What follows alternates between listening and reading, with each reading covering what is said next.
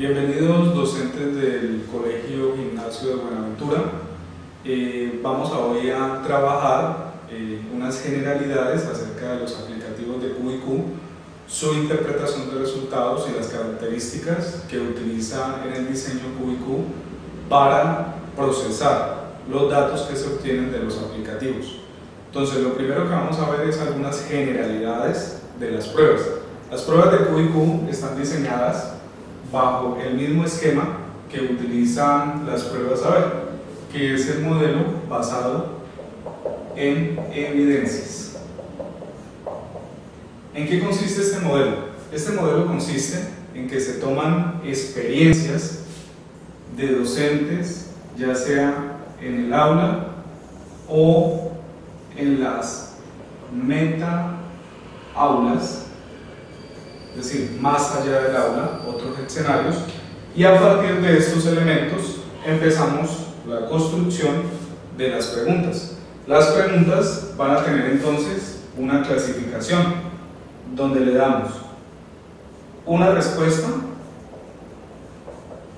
un componente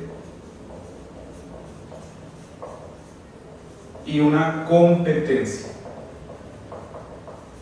Para la respuesta siempre es importante lo siguiente: nosotros damos una respuesta de acuerdo a la mayor generalidad que tiene la pregunta. A veces nosotros como docentes luchamos mucho con las respuestas, pues porque ya estamos cargados de muchísima información, pero nosotros damos una respuesta es de acuerdo a las evidencias que el estudiante haya desarrollado y que lógicamente son válidas de acuerdo a la teoría.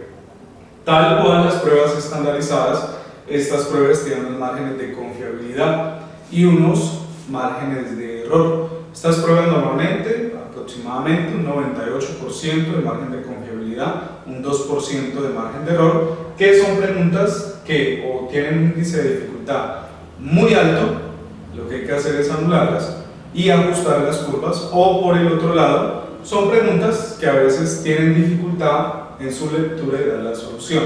Entonces esas son las características generales de la prueba. Los niveles de esa prueba van a estar clasificados de la siguiente manera. Hay una nota general que está en escala de 0 a 100 puntos, de 0 a 100 puntos. Si usted lo observa, el promedio sería 50 puntos, es decir, un desempeño, llamémoslo, bueno, porque los rangos de las pruebas saber son muy amplios: 0 a 30 bajo, 30 a 70 medio, más de 30 alto, más de 70 hasta 100 alto. Entonces observe que de 30 a 70 medio es un rango demasiado amplio. Entonces es importante tomar otro criterio, y el criterio es el promedio, que es de 50. Usted lo sabe, si su colegio tiene un promedio ponderado sobre todas las asignaturas o que oscile sobre 53, 55 puntos, ustedes ya son muy superior, que es lo que estamos buscando.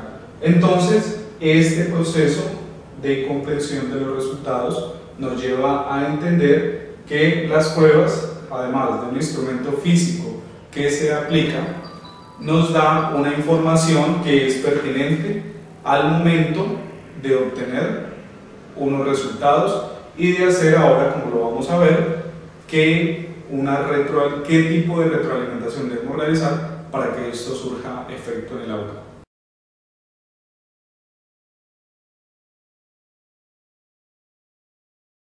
Vamos a trabajar en estos momentos la interpretación de la información de los índices de dificultad. En el IFEX o las pruebas a ver mejor, cada asignatura posee unas características diferentes. Entonces, nosotros lo que hemos realizado es ir un poco más allá y generar una herramienta que permita realizar una retroalimentación en el aula. Esta herramienta se llama los índices de dificultad. Como lo observamos en el informe, se entrega por cada pregunta. Vamos, si esta es la pregunta, aquí están las opciones. Aquí dice no responden y el índice dificultad. ¿Cómo lo vamos a utilizar? Cada pregunta, como lo observamos, posee un componente y una competencia. Entonces, lo que usted hace es toma el informe y observa de esa pregunta cuál fue el componente y cuál fue la competencia que tuvo el mayor índice de dificultad. El índice de dificultad nosotros lo tenemos en escala de 0 a 1.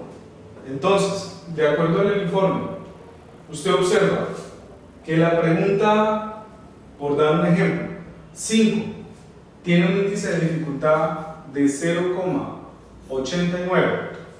Entonces, vaya y observa cuál es el componente, cuál es la competencia y empieza a hacer desarrollo en el aula de estos dos.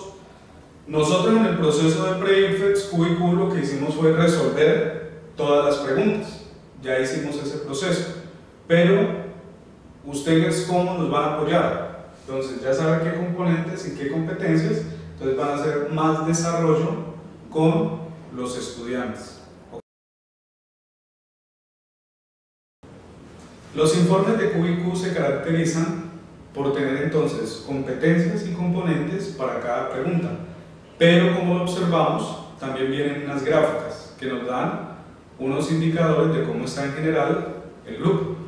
Para esos indicadores entonces hemos obtenido lo que son los promedios de los componentes, que los denotamos con una G, y las competencias con una C.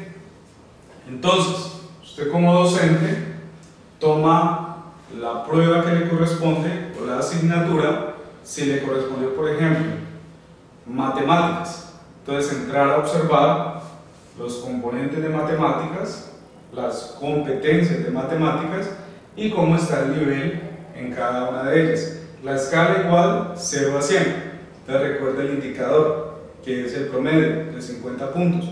Todas las pruebas que estén por debajo de 50 puntos son las que hay que realizarles mayor trabajo de desarrollo de estos componentes y estas competencias.